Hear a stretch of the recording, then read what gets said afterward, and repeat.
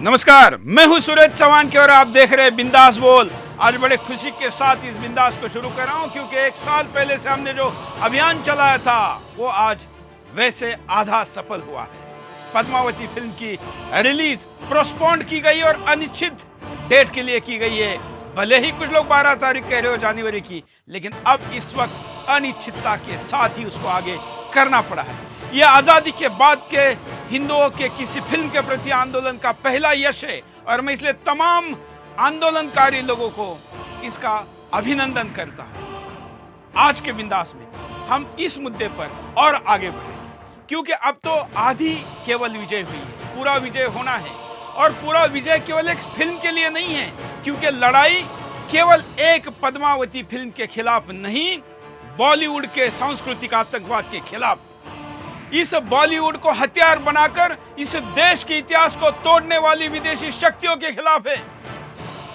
गुलाम बनकर गुलामी मानसिकता से इस देश के इतिहास के खिलाफ लिखने वाले साहित्यकारों के खिलाफ है। चंद पैसों के लिए ईमान बेचने वाले पत्रकारों के खिलाफ है और चुप बैठने वाले उस सज्जन समाज के खिलाफ है जिनकी निष्क्रियता शत्रु को ज्यादा ताकत पहुंचाती है। और इसलिए आज के बिंदास ये आखिरी बिंदास नहीं है। मैं तो कहता हूं इस फिल्म पद्मावती के आंदोलन की वास्तविक शुरुआत है। अब तक तो संघर्ष चल रहा था, अब रणनीति पहली बार यशस्वी हुई है और अब आने वाले दिनों में बहुत कुछ होने वाला है। और इसलिए आज हम बिंदास में आपको कई सवाल पूछें। क्या भंसाली डिवाइड एंड रूल की राजनीति करें, जैसे कि कुछ पत्रकारों को उन्होंने बुलाया, फिल्म दिखाई, आधी अधूरी जो कि पूरी हुई नहीं वो दिखाए और उन पत्रकारों ने स्क्रीन पर आकर अपना पक्ष रख दिया। उनको उसका भले अधिकार हो, लेकिन उन्होंने पक्ष रखा। कई नेताओं को बुलाया, सामाजिक कार्यकर्ताओं को बुलाया, लेकिन जो आंदोलनकारी हैं उनको नहीं बुलाया।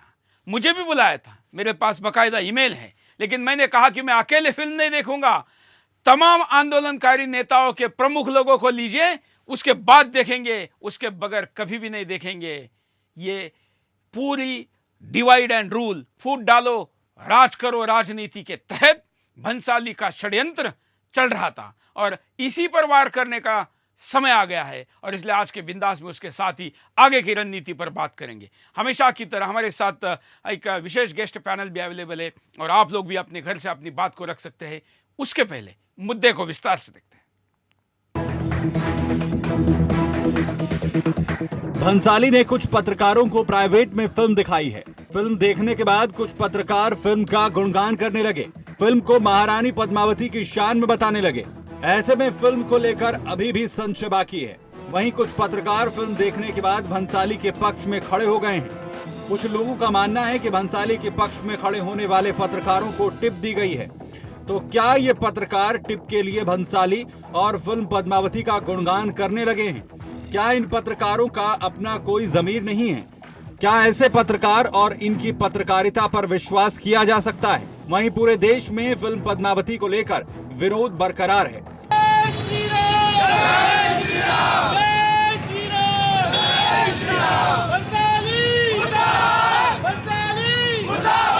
विरोध करने वाली करणी सेना को फिल्म देखने के लिए आमंत्रित नहीं किया गया। ऐसे में करणी सेना अपने आप को ठगा महसूस कर रही है। पहले अगर दिखाना था दिखा देते, अब भी कौन था, अब भी मीडिया के कपिते लोगों से बिना सेंसर बोर्ड से पास हुई हुई फिल्म वो फिर धोखा दे रहा है मीडिया वालों को।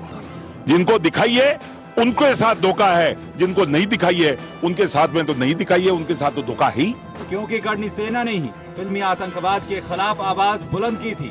वहीं आज भी देश के अलग अलग हिस्सों में विरोध प्रदर्शन हुए हैं। ऐसे में सवाल अभी भी बरकरार है कि आखिर फिल्म में कुछ ना कुछ तो समस्या है, क्योंकि सेंसर बोर्ड ने भी फिल्म को बिना देखे ही वापस कर दिया है।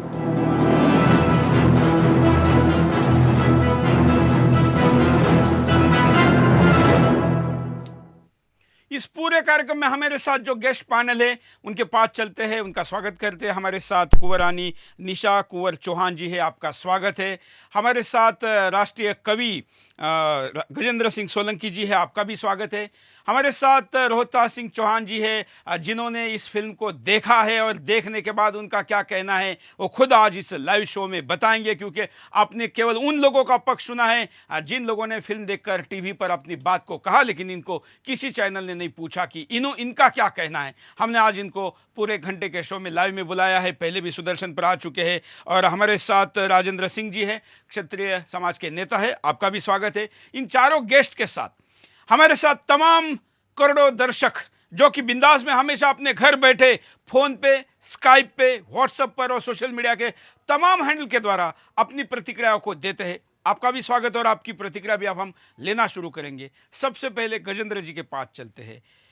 गजेंद्र जी, डिवाइड एंड रूल की राजनीति जो राजनीति में होती है आप फिल्म प्रोड्यूसर भी करने लगे।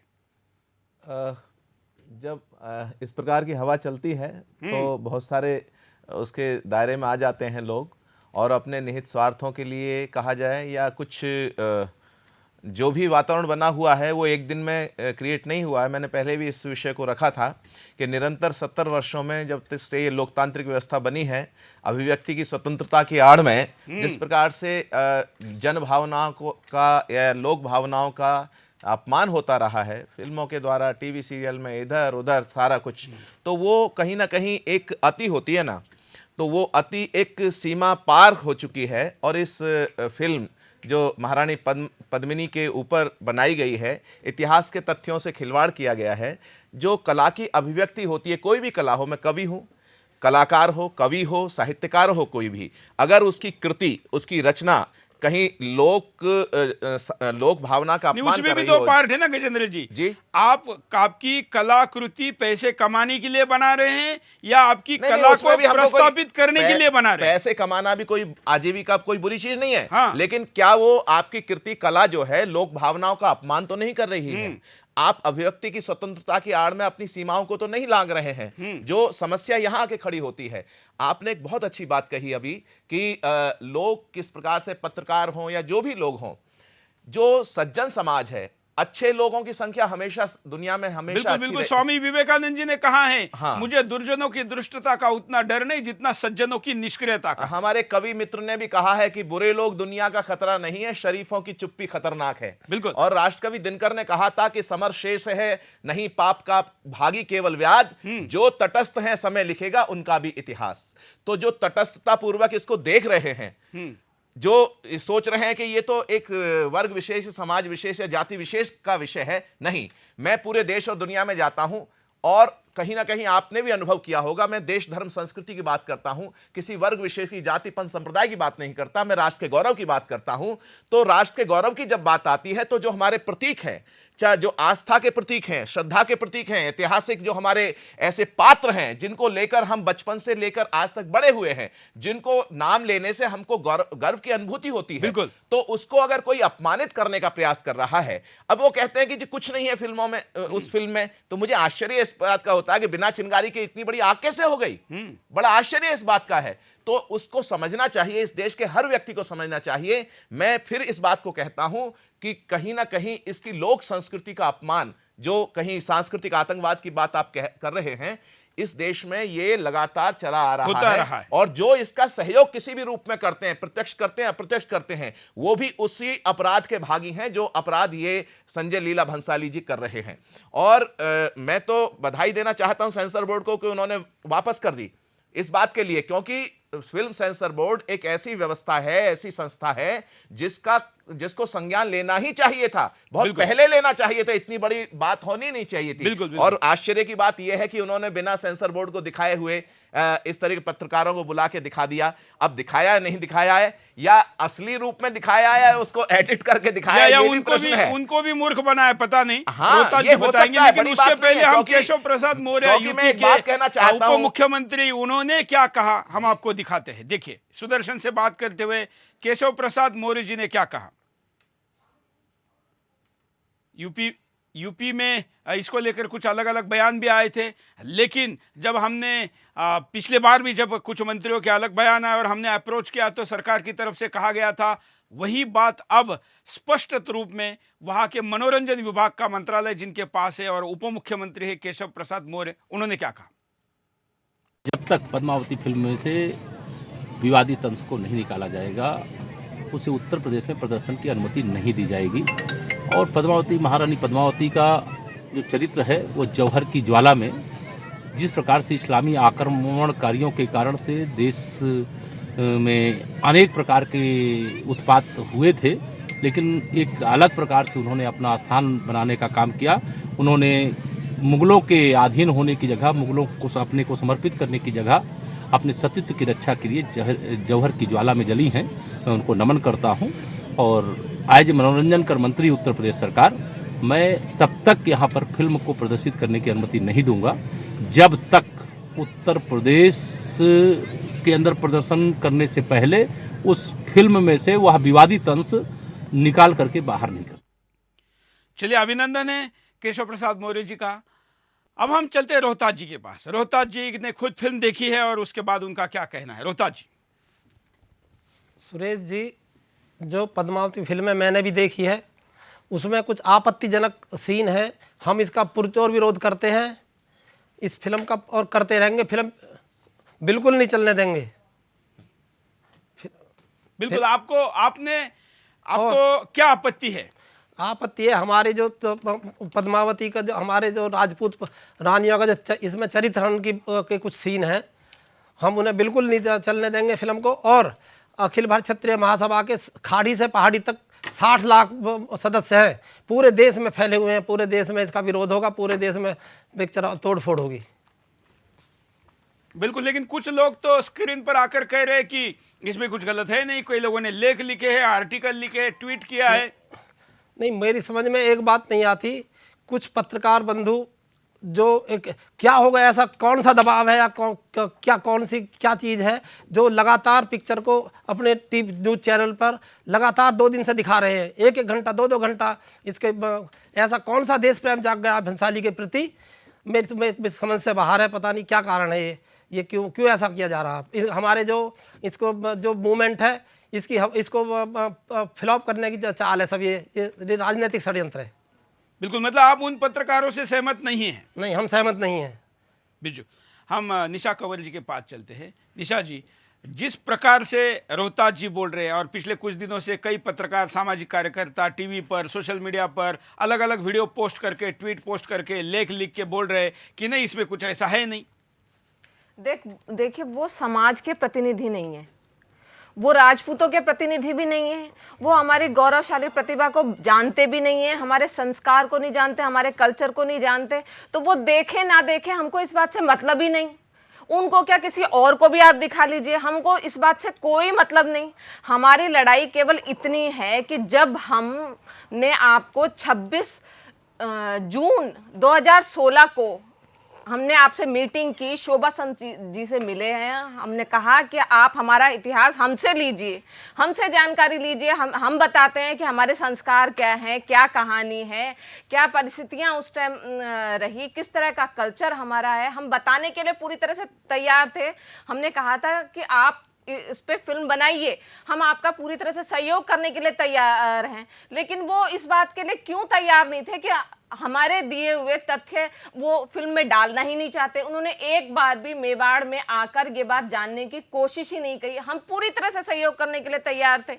यहाँ तक कि महाराणा महेंद्र सिंह जी ने इस बात के लिए आज्ञा दी थी कि अगर वो आते हैं तो हम पूरी तरह से उनका सहयोग देंगे। आपको शूटिंग करनी है, शूटिंग कीजिए, आपको कल्चर जानना है, कल्चर जानिए। उनको इसमें क्या परेशानी थी? इसका मतलब ये है कि वो सही तथ्य दिखाना ही नहीं चाहते थे। उद्देश्य ही उनका उद्देश्य ही यही था कि वो गलत। मुझे जब अप्रोच किया गया तो मैंने उनको कहा कि आप रानी पद्मावती को क्या दिखाना चाहते हैं। जब एक गाने की बात हो रही थी, उन्होंने कहा कि इसमें कुछ गलत नहीं है।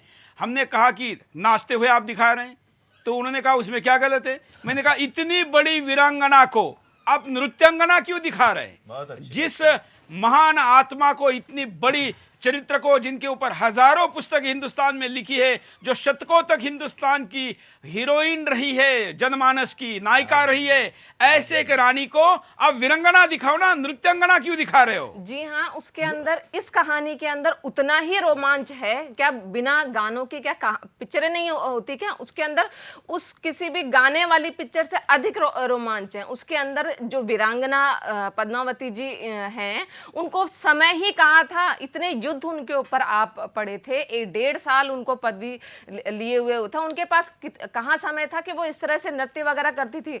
और एक फैक्ट ये है कि जिस समय की ये बात हो रही है उस समय घूमर नहीं था। घूमर अभी 300-400 साल पहले से होने लगा है, इस समय नहीं, उस समय नहीं हुआ करता था घूमर।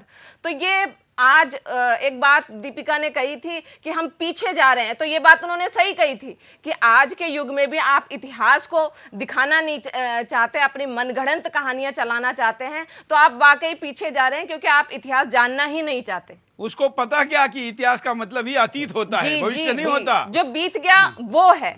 सुरेश जी, मैं एक बात राजेंद्र जी एक बार अपना ग्राउंड पूरा कर लेते हैं। राजेंद्र जी, मेरा कहना सिर्फ इतना है, ये जो कुछ लोग फिल्म देखकर आए हैं, ऐसा जो उन्होंने कहा है, प्रथम तो मैं ये मानता नहीं कि उन्होंने फिल्म देखी है, क्योंकि जिस ढंग से उन्होंने इस बात को चैनल पर चलाया जा रहा है, ये पेड न्यूज़ की तरह लगता है। और हमारे समाज के जितने भी वकीलगण हैं, उन्होंने पेड न्यूज़ का इनके ऊपर मुकदमा दायर करने की तैयारी कर ली है। वरिष्ठ पत्रकार वेद प्रताप या वेद प्रकाश जी कहते हैं, वैदिक जी, की मैं भी राजस्थान का हूँ। हमारे भाई रजत शर्मा जी, जिनको पहले अब तक भ्रम था लोगों को कि ये राष्ट्रवादी पत्रकार हैं, वो कहते हैं मैं भी राजस्थान से हूँ। मेरा इनसे सिर्फ एक निवेदन है, आप कैसे जज कर लोगे कि ये राजपूती मान मर्यादा के साथ खिलवाड़ नहीं है?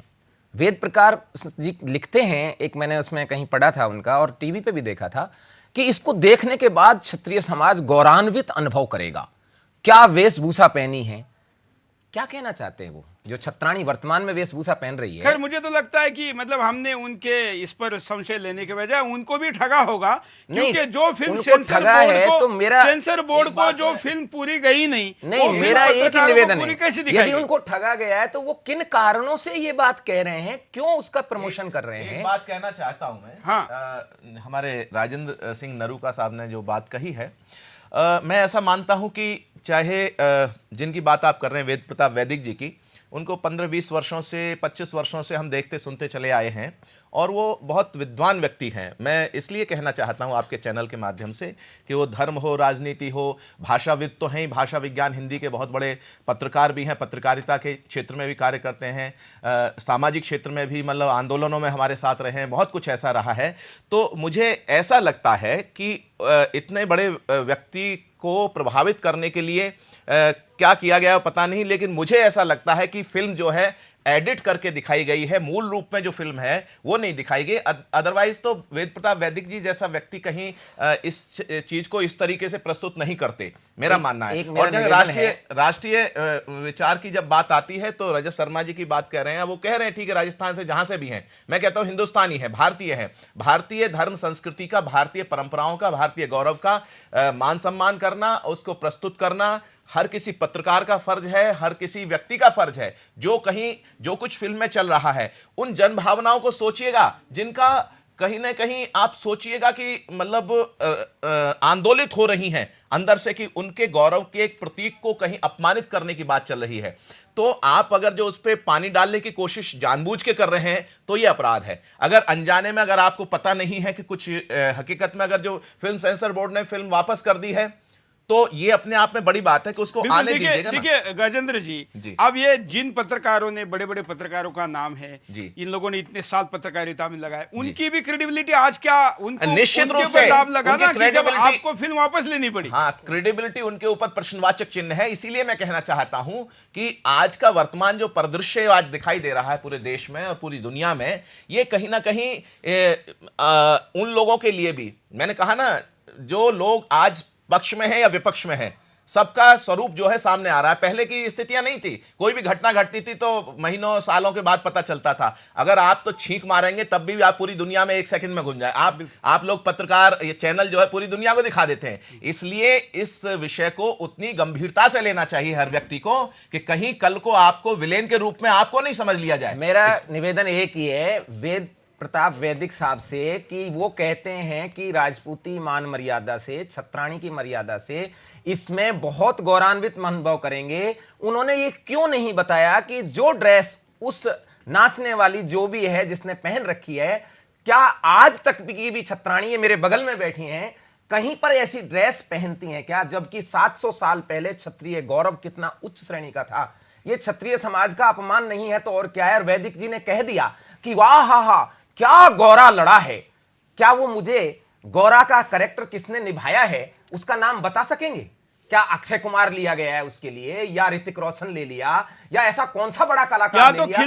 खिलजी के लिए एक ट्रेंड का बड़ा हीरो लिया है। वो इसके बारे में वो कुछ नहीं बोले। नहीं, मैं एक बात और जानना चाहती हूँ, ये जितने भी पत्रकार हैं, क्या उनको इस बात के इस नियम का नहीं पता था कि जब तक सेंसर बोर्ड को ये पिक्चर नहीं दिखाई जाए उससे पहले ये पिक्चर नहीं देखनी चाहिए? ऐसा कोई नियम नहीं, ऐसा कोई नियम नहीं है। नहीं, ऐसा कोई नियम नहीं कि सेंसर बोर्ड के पहले देख नहीं सकते, क्योंकि और एडिट फॉर्मेट में दिखाई जाती है। हाँ, ये जरूर है कि इतने बड़े लोगों की प्रतिष्ठा दांव पे तब लग गई जब फिल्म उन्होंने खुद वापस ले ली, क्योंकि जब फिल्म फाइनल नहीं है, जो फिल्म फाइनली आप सेंसर बोर्ड को नहीं दिखा रहे तो आप अच्छे लोगों को भी ठग रहे हो, उनका भी आप यूटिलाइजेशन कर रहे हो। बहुत अच्छी बात कही है, बहुत अच्छी इसलिए बात कही है। अब बार बार बात होती है, हमसे कहा जा रहा है कि फिल्म देख लीजिए, 6 लोग देख लेंगे, 5 लोग देख लेंगे। पहली बात देखिए राजेंद्र जी, सुरेश जी, मैं आपको निवेदन कर दूं, क्षत्रिय समाज अब इस फिल्म को देखना नहीं चाहता, क्योंकि घूमर और ट्रेलर में हमने वो देख लिया है।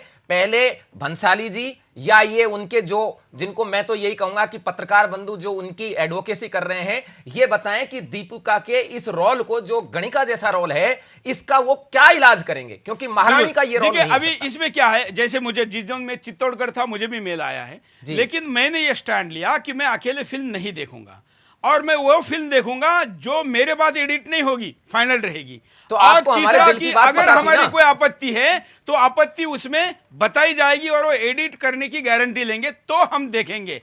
हमने कहा कि जो आंदोलक है, जिन्होंने दिन रात पिछले 1 साल भर में इसके खिलाफ जमीन पर उतर के काम किया है, उन लोगों को दिखाने में क्या है? सर, विरोध तो हम लोग कर रहे हैं, विरोध तो हम कर रहे हैं, बिल्कुल। और इसलिए इन लोगों को दिखाया जाए, इन लोगों को दिखाया जाए जो एक्चुअली इसके अंदर एक पार्टी है, जो राजपूत संगठन है, उनके अध्यक्ष है, कम से कम उन्हें दिखाते हैं। हमारे और भी नेता, मान लीजिए वो ये कहता कि एक आध आदमी को दिखाई जानी है, तो हमारे महाराणा महेंद्र सिंह जी को दिखाते। वो कहते हैं हमारे साथ में महाराणा बैठे हैं, अरविंद सिंह जी को बिठा करके, वो तो आपकी तरह ही वो भी बिजनेस कर रहे हैं, उनसे हमें क्या लेने देना। समाज में जो महाराणा महेंद्र सिंह जी हैं उनको दिखाएं आप, पर वो एग्री करते हैं तो बात विचार बनती है।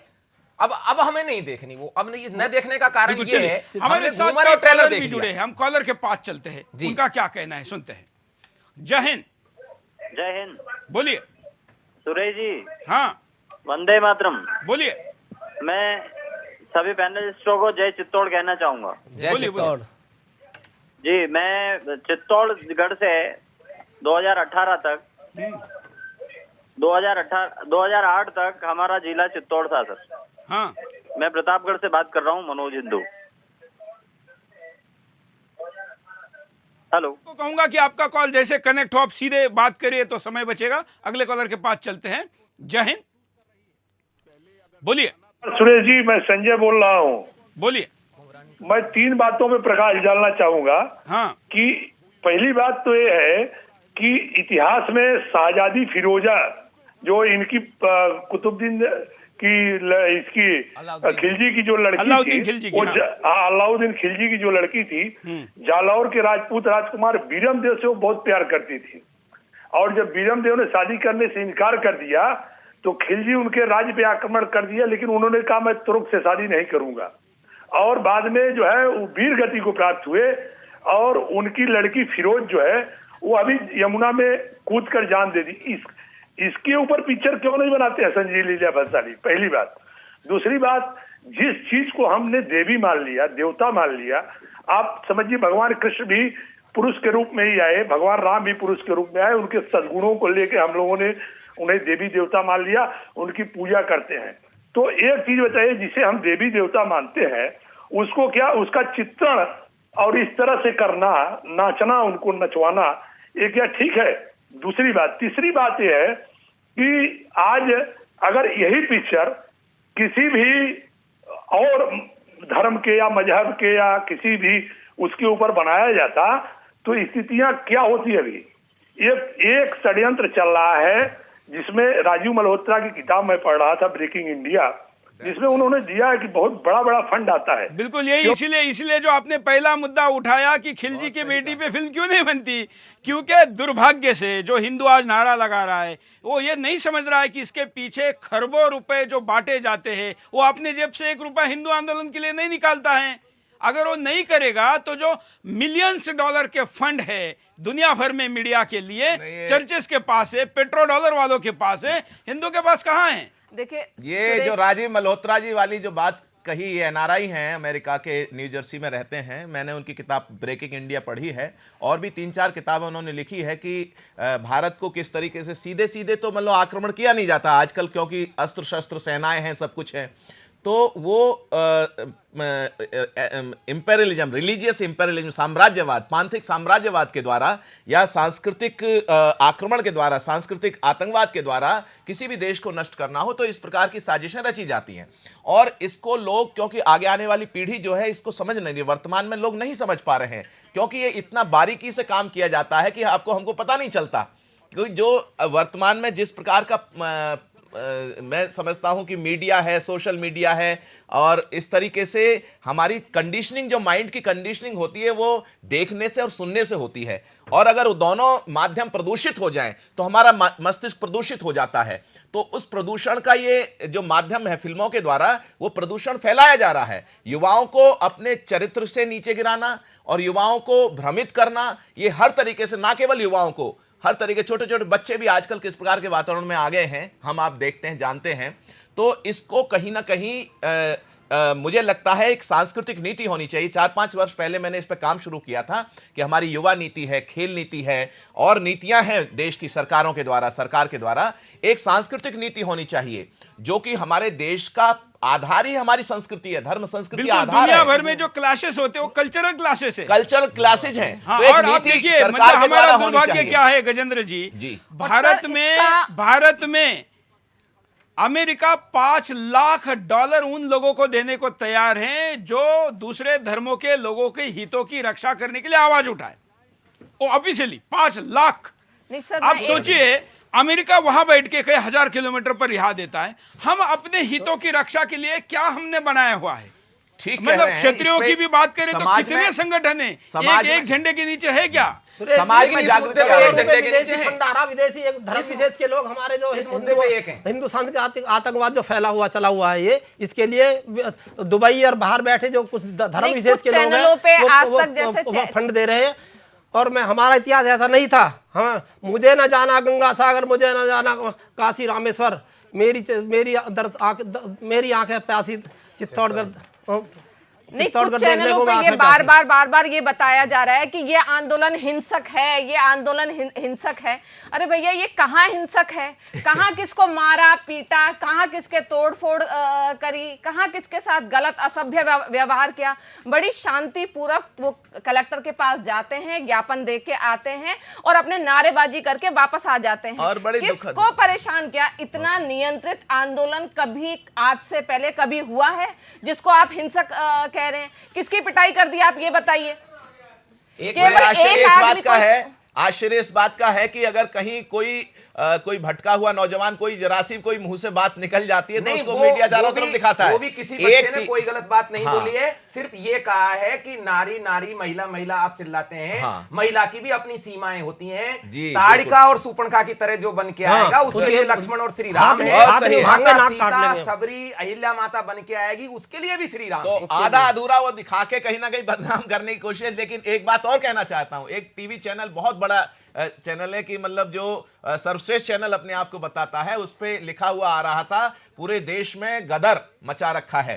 तो मैंने फोन करके बोला उनको कि महोदय, गदर का मतलब आप जानते हैं? गदर का क्या मतलब होता है? अगर गदर मचा होता तो ना आपका टीवी चैनल सुरक्षित होता, ना आप सुरक्षित होते। इसलिए इसको तुरंत हटाइएगा। मुझे तो ये लग रहा है, मैंने बोला, ये फोन करके बोला, मुझे ये लग रहा है कि गदर करवाने का इन्होंने कोई सुपारी ले रखी है ताकि हमारे बच्चों को उकसारें। पर मैं क्षत्रिय समाज की ओर से आपको सबको, पूरे देश को आश्वस्त कर देता हूं, ये पूरा की पूरा देश हमारे पूर्वजों के रक्त के गारे से निर्मित है। और ये लोग जो हैं, ये वामपंथी या इस तरीके के लोग जो काम कर रहे हैं, ये इस देश में बिगाड़ का काम कर रहे हैं। हम इन्हें किराएदार मानते हैं। यदि ये भवन में हम इनसे नाराज भी होंगे तो हम अपने भवन की चौखट या अपने भवन के दरवाजे नहीं तोड़ेंगे? हमारे बच्चे इतना अनुशासित आंदोलन कर रहे हैं, मेरे ख्याल से एक गिनीज बुक में लिखा जाना चाहिए सुरेश जी कि करोड़ों लोग आंदोलन में जुड़े हैं, पर एक व्यक्ति बता दो जिसको लेकिन इस परेशान आंदोलन को तोड़ो, राज करो, फोड़ो, राज तोड़ो और करो, इसकी divide दिशा मोड़ो। राजेंद्र जी, पहली बार हुआ हिंदुस्तान में जितने भी राजनीतिक हमारे राजपूत संगठन है सब एक साथ आए, पहली बार देखा मैंने। और मैं इसको राजपूत वाला नहीं आंदोलन कहता, मैं तो दरगाह मैं इसको हिंदू आंदोलन कहता हूँ। कुछ हिंदू संगठन, ब्राह्मण संगठन किया है, मैं इसको हिंदू आंदोलन कहता हूँ। राजेंद्र जी, हिंदू संगठन बहुत हमारे साथ आए। इसको जातीय आंदोलन नहीं कहा जाए। इसके अंदर अग्रवाल समाज, मैं इस बात के घोर विरोध में हूँ कि ये समाज के, मुस्लिम समाज के सभी लोगों ने हमारे हिंदू समाज साथ आए। सारा समाज है, राजस्थान का मीणा समाज है, मुस्लिम समाज, हाँ किरोड़ीलाल मीणा जी हैं, और ब्राह्मण समाज भी साथ आया, ब्राह्मण समाज है, यादव समाज है, नहीं, जो मुस्लिम आए वो मुस्लिम समाज के नाते नहीं आए, उन्होंने कहा कि हमारे पुरखे भी राजपूत थे, तो मैं वो आपको आए निवेदन कर दूं, भारत के उसका मुसलमानों क्रेडिट सब लोगों को देने की जरूरत नहीं है। भारत के के पास मुसलमानों के चलते पूर्वज तो यहीं के हैं, जय हिंद। तो पता नहीं क्या बोलिए क्या कहना है। चौहान के साथ नमस्कार, जितेंद्र खुराना बोल रहा हूँ। हाँ, मैं दो बिंदुओं पर आपका ध्यान ले जाना चाहता हूँ। देखिए, इसमें जो कानून बनते हैं सीबीएसई के, वो केंद्र सरकार बनाती है। अभी तक राज्य सरकार ने, राजस्थान में प्रतिक्रिया आई है, उत्तर प्रदेश में आई है। क्या भारत की जो मोदी सरकार है, सेंट्रल में है, वो मौन बना करके बैठी है? उनका कोई कर्तव्य नहीं बनता? जब वो कानून व्यवस्था को अव्यवस्था तक पहुंचने दे रहे हैं, इसकी जिम्मेदारी उनकी है। ये उनका दायित्व बनता है कि भारत के जो बहुसंख्यक समाज है उनकी भावना का जो है असम्मान ना हो।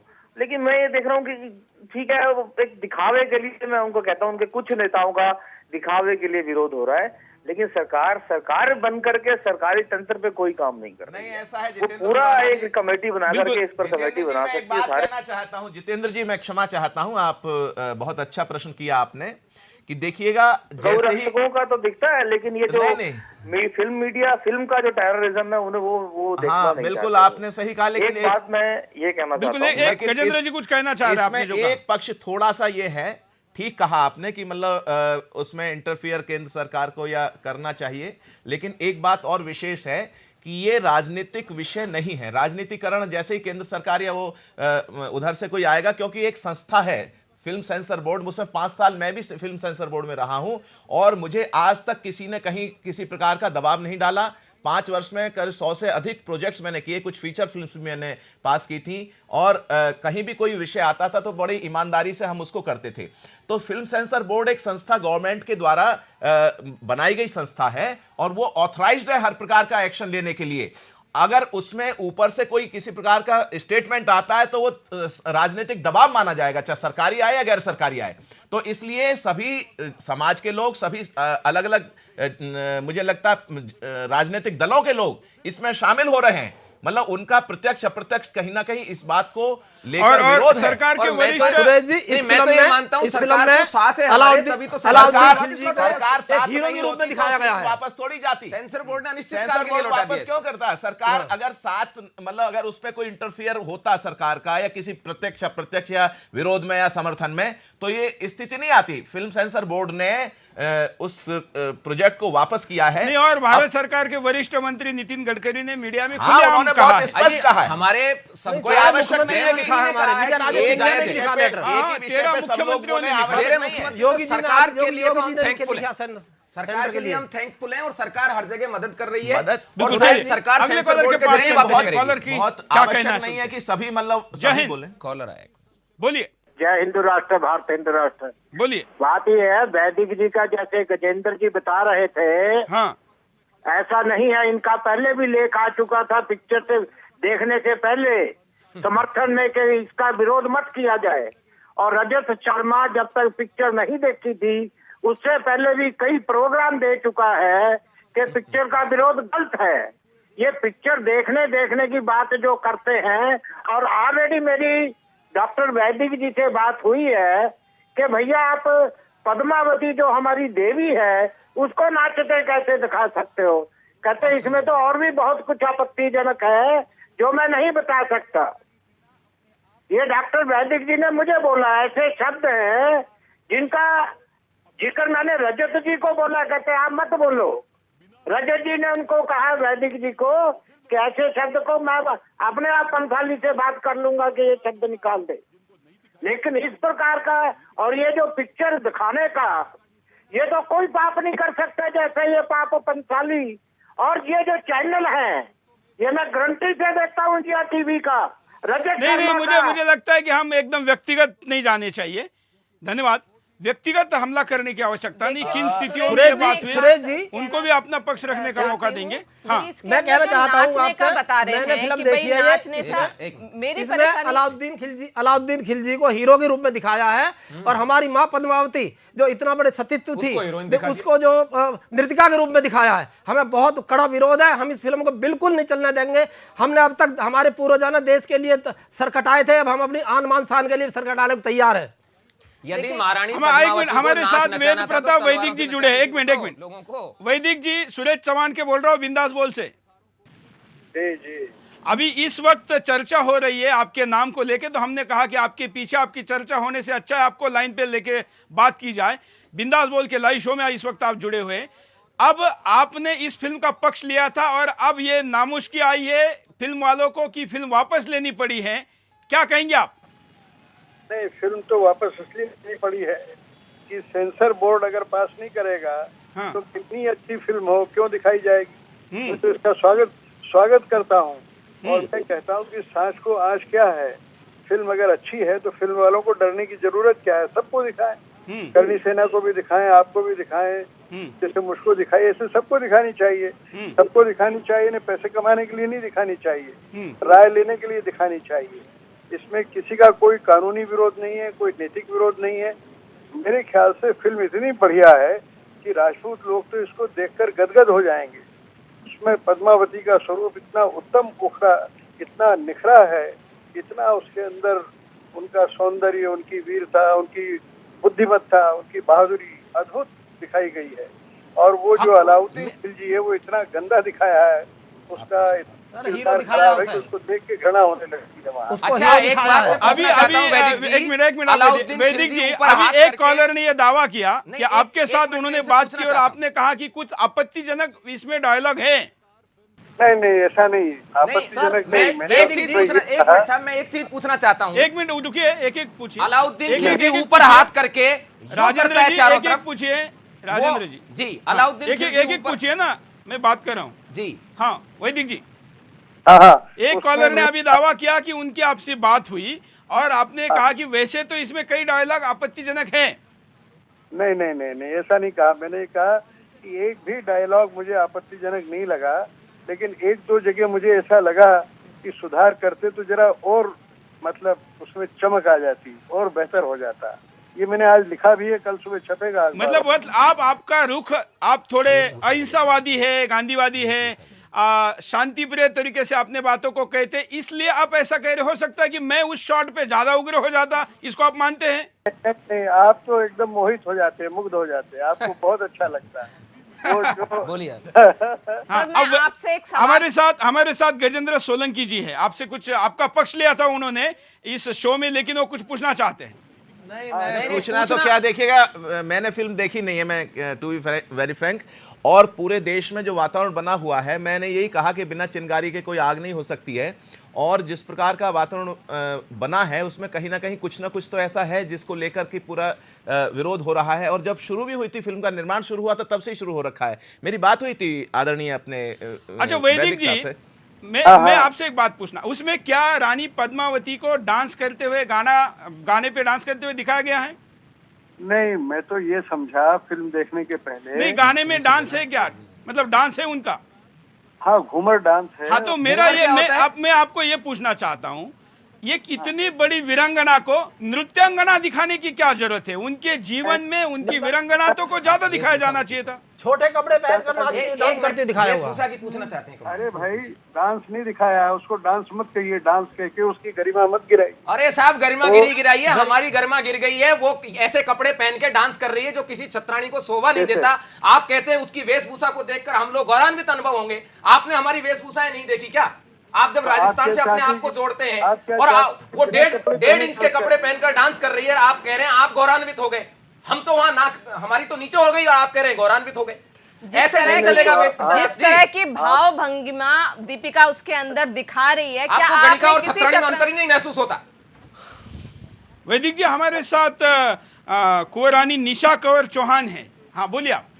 देखिए, जिस तरह की भाव भंगिमा उसके अंदर वो दीपिका दिखा रही है, जिस तरह की वेशभूषा उसके अंदर दीपिका को पहने हुए दिखाया है, क्या वो एक शतरानी की है? जिस तरह से वो टांगे अपनी दिखा रही है घूम घूम के, क्या वो एक शतरानी की भूमिका है? क्या ऐसा आपने किसी भी शतरानी को आप इस तरह से नृत्य करते हुए देखा है? रनिवास के अंदर भी जिसके लिए आप उसकी पहरेदारी कर रहे हैं। और गौरा का रोल किस अच्छे कैरेक्टर को दिया है? आपने बड़ा कहा कि गौरा ने ऐसा मारा वैसा मारा। मैं आपसे पूछना चाहता हूं, गौरा का रोल दिया किसको है? आप जानते हैं गौरा का रोल अलाउद्दीन खिलजी से 5 गुना ज्यादा होना चाहिए। गौरा और बादल का रोल एक सवाल की बात करें। गौरा और बादल का रोल किसको दिया है? आप वैदिक जी ये बताइए, कौन महान कलाकार है? देखो, मैं कोई फिल्म का विशेषज्ञ नहीं हूँ। आप विशेषज्ञ नहीं है तो आप इस तरीके से पैरवी ना कीजिए प्लीज।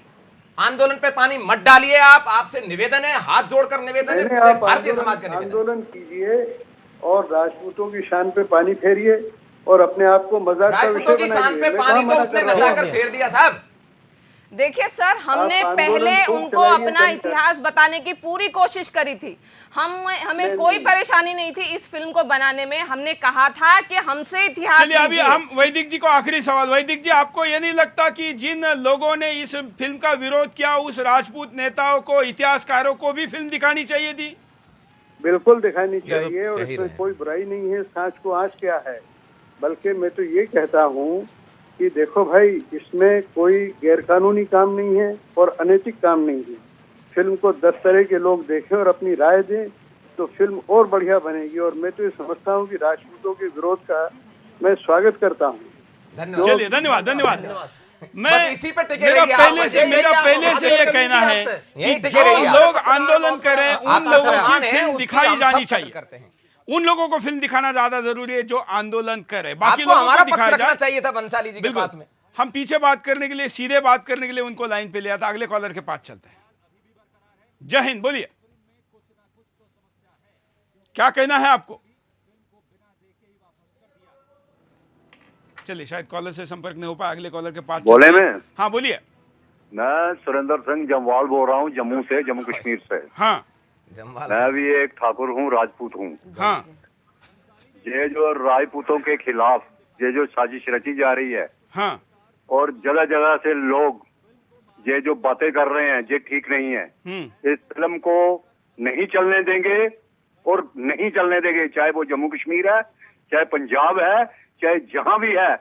हमारा क्षत्रिय समाज इसको स्वीकार नहीं करेगा और ये कभी भी नहीं चलेगी पिक्चर। अगर ये चलेगी इसमें खून खराबा होगा और इसकी जिम्मेदार जो है वो गवर्नमेंट होगी। चलिए, मैं कहता हूं कि हम केवल धमकी देने के बजाय, क्योंकि ये तो चलने नहीं देंगे, करावे की जरूरत ही नहीं है, सेंसर बोर्ड पास नहीं करेगा। हम तर्कों के साथ बात करें कि हमारी आपत्तियां क्या है। जैसे गाने वाले, कुल मिला के गजेंद्र जी मुझे लगता है कि फिल्म से काफी शॉट अब कट चुके होंगे, उसके बाद वो गाना नहीं हटाने को तैयार है, जो मोटी मोटी बात है। तो उस पर हमारा तर्क ये होना चाहिए, जो मैं बार बार दे रहा हूं, कि हमको नृत्यांगना नहीं वीरांगना चाहिए। महारानी पद्मावती ने कभी डांस किया ही नहीं। एक चीज और मैं कहना चाहता हूं, जो हमारे आस्था के प्रतीक हैं, जैसा कि हमारे आदरणीय वैदिक जी ने भी कहा और भी लोगों ने कहा कि जो हमारे आस्था के प्रतीक हैं, अगर वो राजपूती आन शान मर्यादा की बात करते हैं तो ना केवल राजपूती आन शान की राजपूतों के लिए नहीं है, पूरे देश और हिंदू समाज के लिए, पूरे राष्ट्र के लिए। समाज को बांटने के लिए राजपूत शब्द को ज्यादा प्रयोग किया जा रहा है। मैं बता रहा हूँ, वही मैं कहना चाहता हूँ कि ये सर्व समाज की बात है। दूसरा, इसमें तो नारी अस्मिता का सवाल है, इसमें राजपूत का सवाल कहाँ गया? एक सेकंड, इसमें एक चीज और मेरा पक्ष है। सामान्य फिल्म बनती है, बहुत अच्छी बात है कि उसमें रोमांस भी दिखाया जाता है। नहीं, लेकिन क्या आप शिवाजी महाराज पे फिल्म बनाएंगे, महाराणा प्रताप पे फिल्म बनाए तो आप रोमांस दिखाएंगे? यही मैं कहना चाहता हूँ, यही कहना चाहता हूँ कि महारानी पद्मिनी जो है वो बहुत सारे करोड़ों लोगों के श्रद्धा का प्रतीक है, ना केवल समाज के नहीं। माननीय अटल जी की कविता सुनिएगा, हमारे हाँ, उसमें मैंने अपनी कविताओं में लिखा पन्नाधाय पद्मिनी और हाड़ा रानी वाले नारियों के पुण्य स्वाभिमान को प्रणाम है, या और बहुत सारे कवियों ने गजेंद्र जी, कई सोशल मीडिया पर और कॉलर भी मैसेज कर रहे हैं कि गजेंद्र सोलंकी बैठे और एक भी कविता क्यों नहीं बोल रहे। कविता सुना दीजिए। राजस्थान पे होनी चाहिए। राजस्थान में मैंने सुनाई थी पिछले कार्यक्रम में, एक 4 पंक्तियां।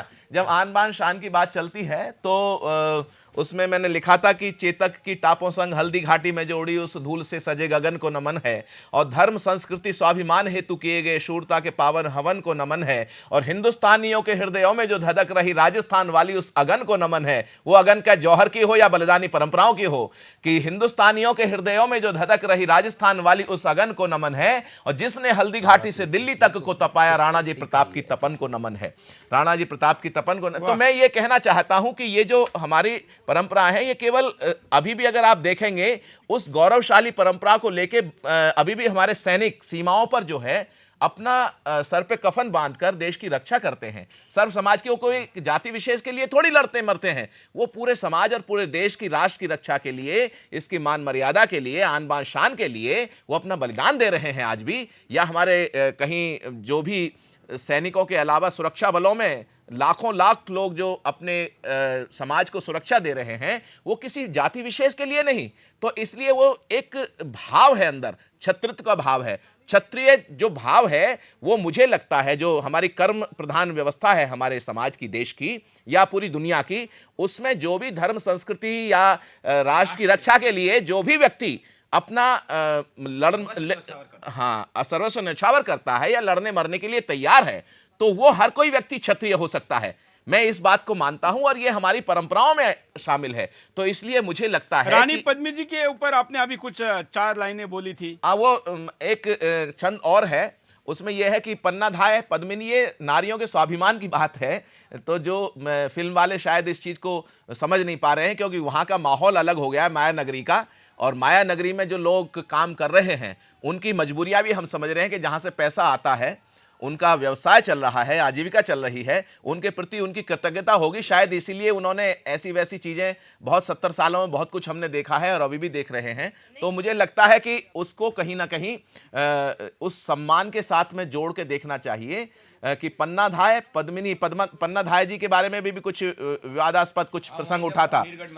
हाँ, तो पन्नाधाय पद्मिनी और हाड़ा रानी वाले नारियों के पुण्य स्वाभिमान को प्रणाम है। कोई नारी कितना बड़ा कर सकती है कि अपना शीश काट के थाली में सजा के महाराज को भेज दी कि ठीक है, इसके लिए आप जो है वापस आ रहे हो युद्ध से, लीजिएगा। अगली बार फिल्म बनाएंगे, कहेंगे खुद चुंडावत रतन सिंह जी ने सिर काट लिया था। हाँ, नहीं वही बात है कि पन्नाधाय पद्मिनी और हाड़ा रानी वाले नारियों के पुण्य स्वाभिमान को प्रणाम है, और मातृभूमि के हितार्थ जो दिया गया था भामाशाह वाले दान को प्रणाम है, और घास वाली रोटियों को खाके भूमि पर सोए प्रभु एक लिंग के दीवान को प्रणाम है, और शूरता और वीरता पराक्रम के पर्यायान बान वाले राजस्थान को प्रणाम है। तो राजस्थान की बलिदानी परंपराओं को तो पूरे देश को गर्व होता है।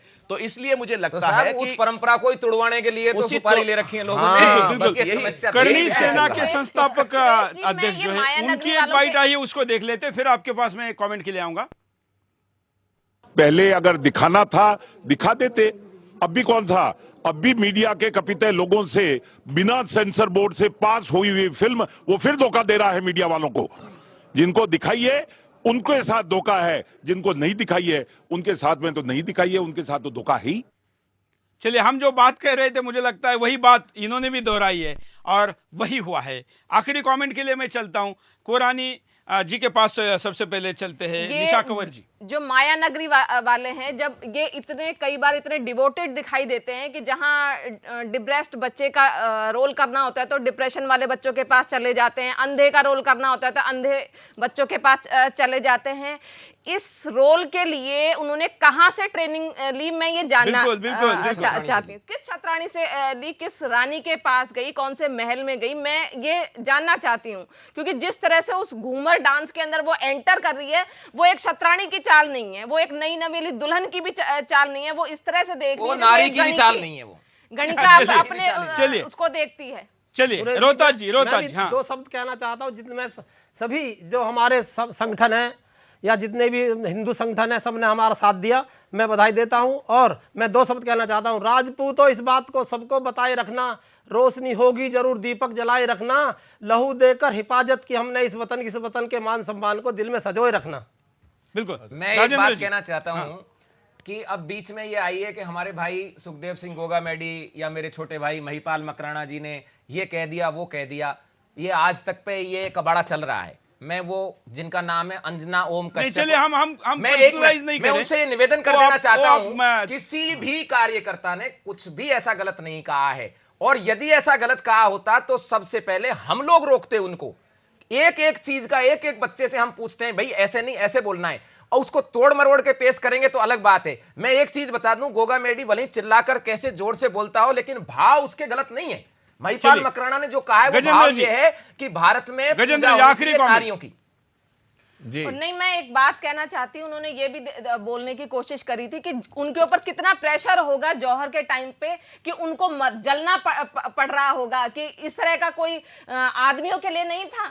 उनको ये बात की जानकारी ही नहीं है कि शाके के बाद जौहर किया जाता है, पहले शाका होता है, और शाके के अंदर जो राजपूत सरदार हैं वो सारे के सारे मरने के लिए जाते हैं कि या तो लड़ेंगे मरेंगे, और उनको इस बात की जानकारी नहीं है वो कौन से देश के अंदर रहने वाली हैं। भाई गजेंद्र जी, बस क्योंकि सुरेश जी विषय बहुत व्यापक हो गया है और मुझे लगता है कि भावनाएं बहुत अंदर तक आहत हैं, तो इसलिए जो भी कलाकार हैं, जो भी फिल्म बनाने वाले हैं, डायरेक्टर्स हैं, प्रोड्यूसर्स हैं, या जो भी उसमें काम करने वाले कलाकार हैं, अभी टीवी चैनलों पर मैं बहुत प्रतिक्रिया देख रहा था, मैं नाम किसी का नहीं लूँगा, कि अलग अलग तरीके से वो सब इकट्ठे होकर विरोध कर रहे थे। एक हमारे बड़े मतलब चेयरमैन बन गए हैं अभी वो, और जो एक कार्यक्रम हुआ था मार्च फॉर इंडिया, याद होगा, उसका संचालन मैंने किया था। आदरणीय अनुपम खेर जी थे उसमें, आदरणीय मधुर भंडारकर जी थे, अशोक पंडित जी थे, ये सभी लोग वहाँ पर उपस्थित थे। तो आप उस चीज़ को सोचिएगा कि अगर जो वो भी हमारे एक भारतीय परंपरा गौरव के प्रति एक साजिश थी, असहिष्णु बताना हिंदू समाज को या राष्ट्रीय शक्तियों को असहिष्णु बताना, एक ये साजिश थी। तो इसको आप उनको समझना चाहिए जो बड़े बड़े पदों पर वहाँ बैठे हैं। आदरणीय अनुपम खेर जी हैं, अशोक पंडित जी हैं, मधुर भंडारकर जी अभी नहीं हैं, और भी जो लोग वहां पर बैठे हुए हैं, वो उनको इसीलिए दायित्व दिया गया है कि वो भारत के मान सम्मान गौरव की रक्षा करें।